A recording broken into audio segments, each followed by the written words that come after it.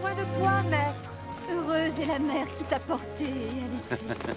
Heureux plutôt ceux qui écoutent la parole de Dieu et qui l'observent.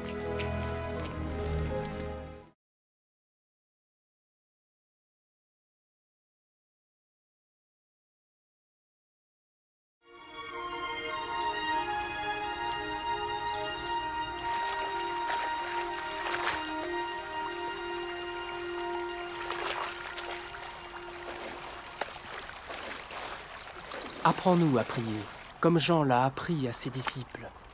Quand vous priez, dites « Notre Père qui es aux cieux, que ton nom soit sanctifié, que ton règne vienne, que ta volonté soit faite sur la terre comme au ciel. Donne-nous chaque jour notre pain quotidien. Pardonne-nous nos offenses, comme nous pardonnons aussi à ceux qui nous ont offensés. Protège-nous contre la tentation et délivre-nous du mal. »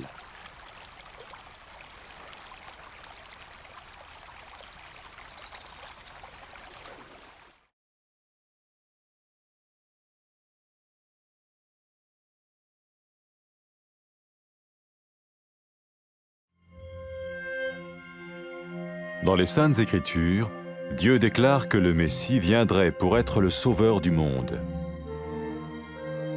La vie de Jésus prouve qu'il est bien celui dont les prophètes avaient parlé. Ésaïe a prophétisé que la Vierge deviendrait enceinte et qu'elle enfanterait un fils.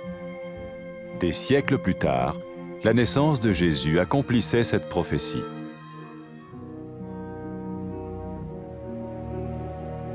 Les Saintes Écritures déclaraient que le saint à naître serait appelé le Fils de Dieu. Cela signifiait que Jésus serait le Fils de Dieu au sens spirituel et non au sens physique. Nous le voyons par sa manière de vivre.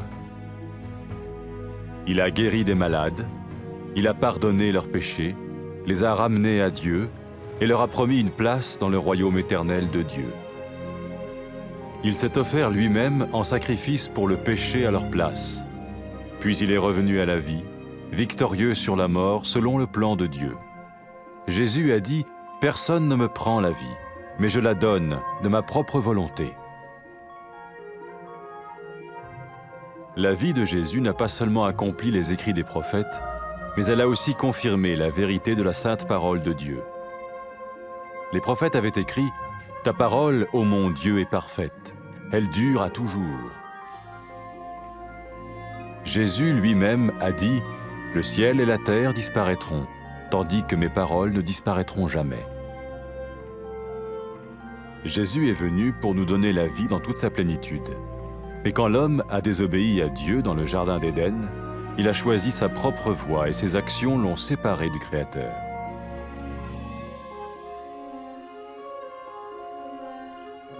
Les Saintes Écritures déclarent que tous sont péchés et que le salaire que paye le péché, c'est la mort.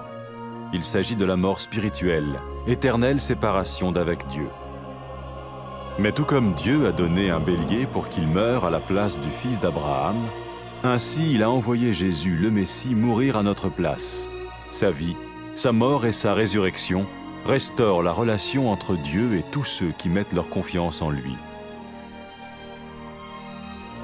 Maintenant, non seulement Jésus pardonne les péchés de ceux qui le suivent, mais il les sauve aussi du jugement éternel de Dieu. Ils sont sûrs d'aller au paradis et de vivre avec lui pour toujours. C'est cette vie et cette liberté de la culpabilité et du pouvoir du péché que Jésus offre à chacun aujourd'hui. Cela ne veut pas dire suivre une religion, mais choisir d'avoir foi en Jésus qui dit « Je me tiens à la porte et je frappe. Si quelqu'un entend ma voix et ouvre la porte, j'entrerai chez lui. » Cela veut dire se tourner vers Dieu et croire que Jésus vient dans nos vies pardonner nos péchés et nous rendre tels qu'il veut que nous soyons. Il ne suffit pas d'approuver intellectuellement ce qu'il dit, ni de vivre une expérience émotionnelle. Nous le recevons par grâce, au moyen de la foi, par un acte de notre volonté. Lorsque quelqu'un est prêt à suivre Jésus le Messie, il peut lui parler par une simple prière. Peut-être êtes-vous prêt maintenant à ouvrir votre vie à Dieu. Si oui, vous pouvez vous joindre à la prière suivante, silencieusement. dans votre cœur. Seigneur Jésus, j'ai besoin de toi. Merci d'être mort sur la croix pour mes péchés.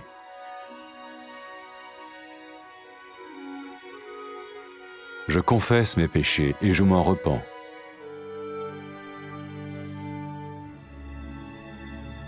Je t'ouvre la porte de ma vie et je te reçois comme mon Sauveur et Seigneur.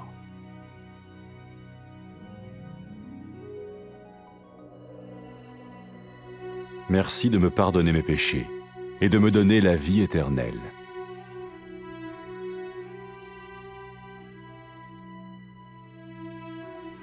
Fais de moi le genre de personne que tu veux que je sois. Maintenant que je deviens l'un de ceux qui te suivent. Amen.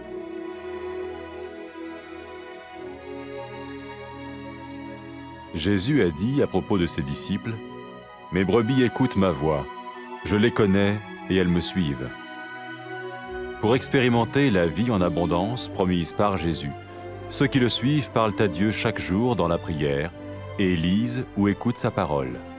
Ils parlent de lui à d'autres personnes et rencontrent régulièrement ceux qui l'aiment et le suivent. N'oubliez pas sa merveilleuse promesse. Tout pouvoir m'a été donné dans le ciel et sur la terre. Et sachez-le, je vais être avec vous tous les jours, jusqu'à la fin du monde.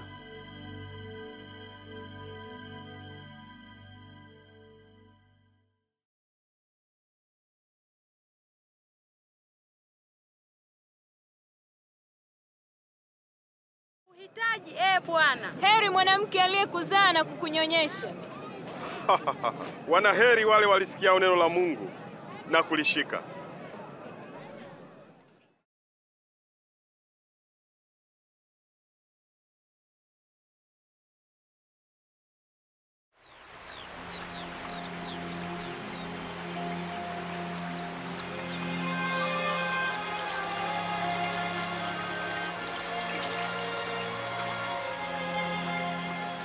Tufundishe kusali kama Yohana alivyowafundisha wanafunzi wake.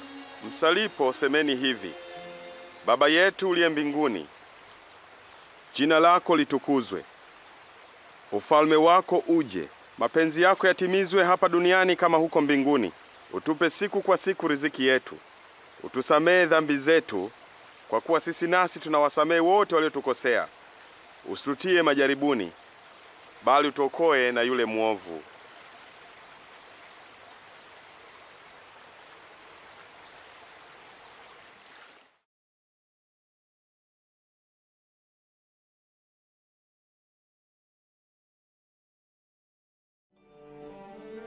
Zamani manabii waliandika katika maandiko kwamba Mungu angemtuma Masihi kuokoa wenye dhambi na kuwapatanisha naye. Maisha ya Yesu yanaonyesha wazi kwamba hakika huyu ndiye Mwokozi ambaye Mungu aliahidi kumtuma ulimwenguni. Nabii Isaya aliandika, bikira atachukua mimba na kuzaa mtoto mwanaume, na hivyo ikatokea. Mungu kwa uweza wake alisababisha Maria angali bado bikira kupata mimba na kuzaa mtoto Yesu. Imeandikwa katika maandiko, muujiza wa kuzaliwa kwake ulikuwa ni ishara ya Mungu kwamba mtoto huyu alikuwa ni Masihi ambaye Mungu alimuita mwanaye. Watu walipomwona Yesu waliona asili na uweza wa Mungu. Aliponya watu na kuwasamehe dhambi zao na kuwaahidi mahali katika ufalme wake. Yesu alitoa maisha yake na kupata mateso kwa ajili ya watu wote. Kisha alifufuka, akionyesha kwamba uwezo wake ni mkubwa kuliko uwezo wa mauti. Yesu Masihi alisema, nina uwezo wa kuutoa uhai wangu na uwezo wa kuutoa tena. Maisha ya Yesu yalikuwa kama manabii walivyoandika kwamba Masihi angekuwa. Kweli, Yesu ni neno la Mungu. Katika Yesu Mungu anajionyesha mwenyewe kwa watu wa ulimwengu huu. Yesu Masihi alisema, mbingu na dunia vitapita lakini maneno yangu hayatapita kamwe. Hapo mwanzo Mungu aliumba mwanaume na mwanamke ili kwamba wangeishi na furaha kwake. Lakini hawakumwamini Mungu na kutii amri zake. Kitendo hiki cha aibu kiliwatenganisha wao na Mungu. Katika maandiko imeandikwa, wote wamefanya dhambi na mshahara wa dhambi ni mauti. Watu waliofanya dhambi hawawezi kuishi katika uhusiano pamoja na Mungu. Kama Mungu alivyomtoa kondoo kufa badala ya mtoto wa Abraham, hivyo Mungu alimtuma Yesu ili afe badala ya uzao wa Adamu. Alifanya hivi ili wale wote ambao wanamwamini na kuweka imani yao katika Bwana Yesu waweze kwenda katika uwepo wake. Petro alisema, Yesu ni yule ambaye manabii walitabiri, wakisema kwamba Mungu atasamehe dhambi za kila mtu atakayemwamini. Kwa hiyo wale wamfuatao Yesu wataepuka hukumu na wataishi na Mungu milele. Wakati Yesu amefufuka kutoka wafu, alisema kwa wamfuatao, watu watatangaza katika jina langu kwa mataifa yote kwamba Mungu anasamehe dhambi kwa wale wanaomgeukia na kutubu. Yesu alisema pia angetuma Roho Mtakatifu kwa wanafunzi wake ili kuwaonyesha kweli na kuwapa uwezo wa kufuata njia ya Mungu. Wakati mwanamke mwenye dhambi alipotubu dhambi zake na kuanza kumfuata, Yesu alisema kwake, umesamehewa dhambi zako, umeokolewa kwa sababu umeniamini. Yesu alisema watu wanapompenda Mungu kweli ni ushahidi kwamba Mungu amewasamehe dhambi zao. Yesu Masihi aliwaita watu wamfuate. Wakati mhalifu pale msalabani alimwamini Yesu na kuomba kuokolewa, Yesu alisema, leo hii utakuwa nami peponi. Wale ambao wanaamua kumfuata Yesu wanaweza kuanza uhusiano wao naye kwa kutumia sala kama hii: Mungu Baba, wewe ni mwenye haki. Nakushukuru kwamba unanipenda. Najuta kwamba nimetenda dhambi na kutotii amri zako. Nashukuru kwamba ulimtuma Yesu kufa msalabani kwa niaba yangu na kwamba akafufuka toka kwa wafu. Nakushukuru kwamba aliumia kwa adhabu ya dhambi nilizozifanya. Ninakupokea Yesu kama Bwana na Mwokozi wangu. Nakushukuru kwamba umenisamehe dhambi zangu na umefungua njia kwa ajili yangu kuwa nawe daima. Na kuomba unipe Roho Mtakatifu wako awe nami na kunionyesha njia yako. Anipe uwezo ili nikupende wewe kwa moyo wangu wote na kuishi maisha na ukupendeza, na watu waweze kukusifu wewe popote ulimwenguni. Amen. Yesu alisema kuhusu wamfuatao, kondoo wangu waisikia sauti yangu, nami nawajua nao wanifuata.